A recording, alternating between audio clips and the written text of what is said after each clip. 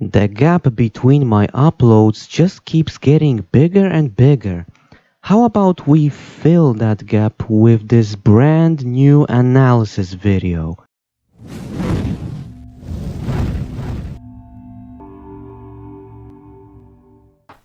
Hi everyone, as always Patrick here.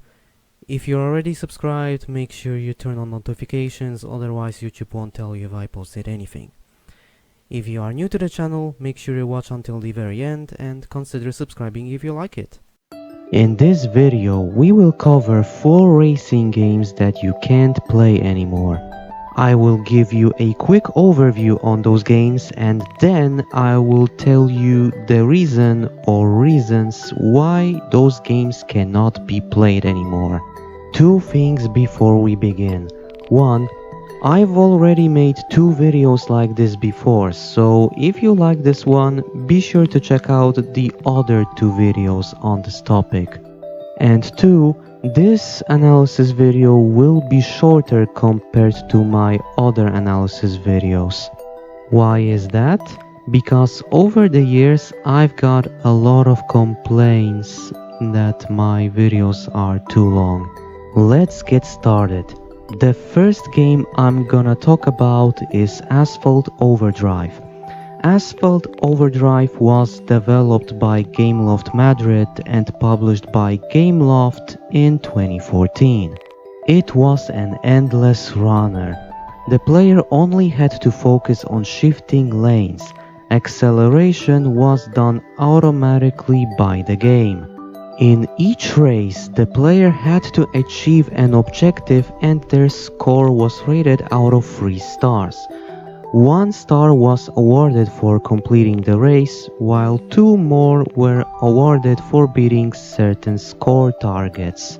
When enough stars were earned in a turf, the antagonist of that turf challenged the player to a race. When the boss was defeated, the next turf was unlocked and the same boss could be challenged again to win their car. The game had 6 game modes: Getaway, Stunt Run, Destruction, Restriction, Joyride and Daily Test Drive. The game also had pickups. Here's the in-game description. Pickups are objects you can collect during missions that will help your progress in a run or later in the game. These can be bills, gold, extra time, or small or big nitro charges. Asphalt Overdrive featured a story mode with a small plot going on between each episodes. There were 5 episodes in the game. The game also had obstacles the player had to avoid. Those obstacles were normal traffic, heavy vehicles, taxis, police cars and police barricades. All of this sounds good, but why is the game no longer playable? Asphalt Overdrive relied on Gameloft's servers. For some reason, those servers were tied to the game being listed. When the game was delisted, the game would go offline, rendering it unplayable. Before we move on to the next game, here's one thing you should know. You've probably noticed that I'm not showing you any footage from those games. That's because those games are unplayable. I can't play them. I can't record them.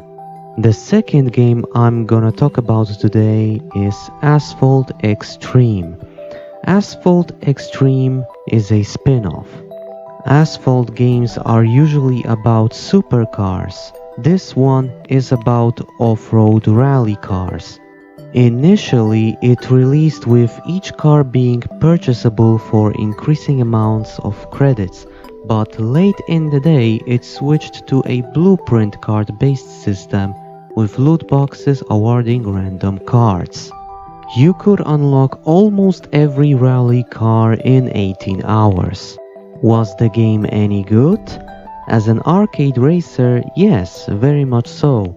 Every race was around a minute in length, although multiplayer races allowed more. The game had a range of different game modes, including classic races, infection, non-stop boosting, elimination, and racing with trucks coming the other way towards you. It was all fast fun, but when the lootbox requirements started to hit, the fun ended and the grinding or gambling began. Why is the game no longer playable?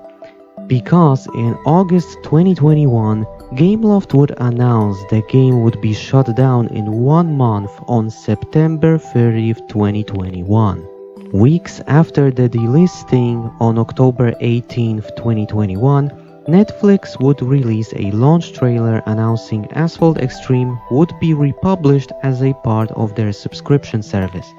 However, it would only come out on iOS and Android, leaving the PC version dormant and unplayable. That's why I've included this game in this video. Well, the original version of the game to be more precise. It was worth a quick play, at least now you won't get sucked into the gambling aspect.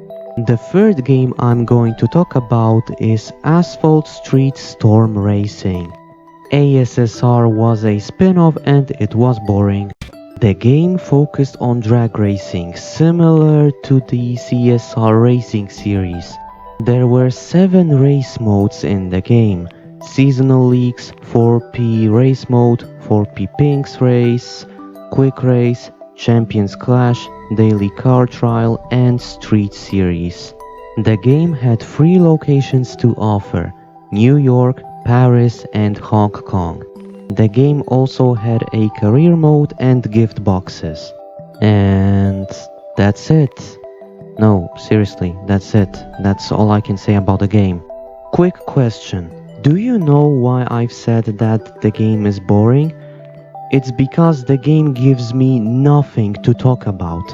And since the game gives me nothing to talk about, let's talk about why the game is no longer playable. Gameloft shut down the servers on October 26, 2020, on PC.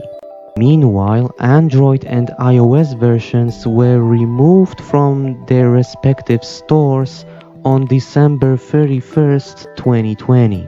Despite this, Android and iOS versions were still playable until August 5th, 2021.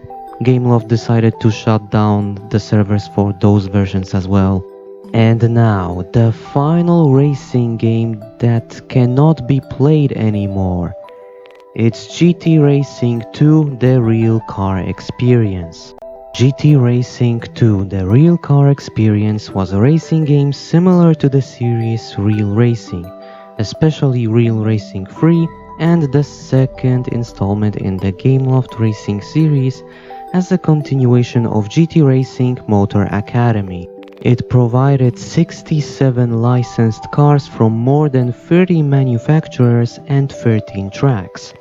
The single-player mode included real controller ghosts similar to Real Racing 3. The single-player mode was divided into 7 levels. Just like in Real Racing 3, you needed special cars to finish specific levels.